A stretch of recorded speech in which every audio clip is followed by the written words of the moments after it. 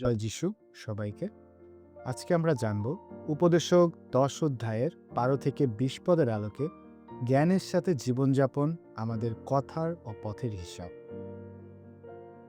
প্রিয় খ্রিস্টান ভাই ও বোনেরা, আজকের এই সংক্ষিপ্ত সময়ে আমরা উপদেশক পুস্তকের ১০ম অধ্যায়ের ১২ থেকে ২০ পদ নিয়ে একটু চিন্তা করব।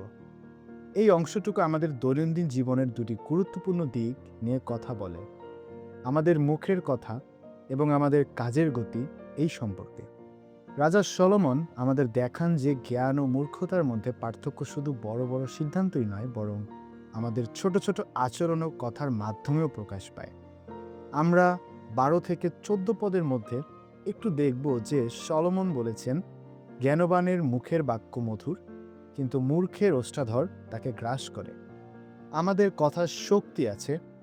একটি মিষ্টি কথার সম্পর্ক গড়ে তোলে, উৎসাহ যোগায় এবং শান্তি আনে। কিন্তু একটি বাজে অবিবেচিত কথা সম্পর্ক নষ্ট করতে পারে, হৃদয়ে আঘাত করতে পারে এবং আমাদের নিজেদের গ্রাস করতে পারে। মূর্খেরা অনেক কথা বলে, কিন্তু সেই কথার কোনো ভিত্তি বা পরিণতি সম্পর্কে তারা ভাবে না। তারা ভবিষ্যৎ জানে না বলেই আজে বাজে কথা বলে। কিন্তু জ্ঞানীরা জানে কখন বলতে হয়, কি বলতে হয় এবং কখন চুপ থাকতে হয়। এছাড়াও আমরা ১৫ থেকে ১৮ পদের আলোকে দেখব অলসতা ও অস্থিরতার ফল। সলোমন সবসময় কাজের বিষয়ে বলতেন এবং তিনি এটাও বলেছেন, মূর্খের পরিশ্রম তাকে ক্লান্ত করে, কারণ সে শহরে যাওয়ার পথ জানে না। অর্থাৎ মূর্খ মানুষ পরিশ্রম করেও সঠিক গন্তব্যে পৌঁছাতে পারে না, কারণ তার সঠিক জ্ঞান নেই। তিনি অলসতার একটি ছবি আঁকেন। অলসতার কারণে ঘরের কড়িকাঠ দেবে যায়, হাত গুটিয়ে রাখার কারণে একটি ঘর চুইয়ে পড়ে। একটি সমাজ হোক বা একটি ব্যক্তি, যখন আমরা অলস থাকি তখন আমাদের চারপাশের সব কিছু ধীরে ধীরে ভেঙে পড়তে শুরু করে। কাজের মাধ্যমে আমরা শুধু জীবিকা অর্জন করি না, নিজেদের জীবন ও সমাজকেও আমরা সুদৃঢ়ভাবে গড়ে তুলি। আমরা ১৯ এবং ২০ পদে একটু দেখতে চাই রাজা ও ধনী লোকের সম্মান সম্পর্কে কি বলা হয়েছে।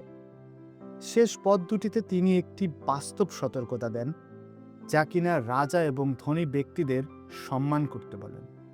কারণ আনন্দের জন্য ভোজ, সুখের জন্য দ্রাক্ষারস এবং প্রয়োজনের জন্য অর্থের ব্যবস্থা করা হয়। কিন্তু তারপরও তিনি একটি গভীর শিক্ষা দেন, এমনকি নিজের গোপন ঘরেও রাজাকে কখনো অভিশাপ দিও না।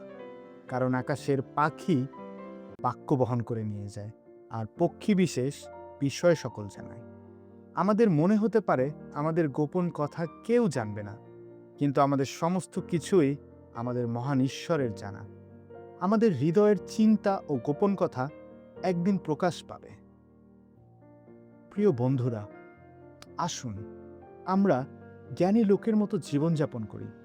আমাদের মুখের কথা হোক মধুর, যা অন্যের জন্য আশীর্বাদ বয়ে আনে। আমাদের কাজে অলসতা না থাকুক, বরং আমরা যেন সজাগ ও তৎপর থাকি। এবং সবশেষে বলতে চাই, ঈশ্বর সবকিছু দেখেন ও শোনেন। তাই আমরা যেন সবসময় সত্য ও ন্যায়ের পথে চলি। কারণ জ্ঞান কেবল বুদ্ধির বিষয় নয়, এটি ঈশ্বরের সামনে সঠিকভাবে আমাদের চলারও বিষয়। জয় যিশু সবাইকে।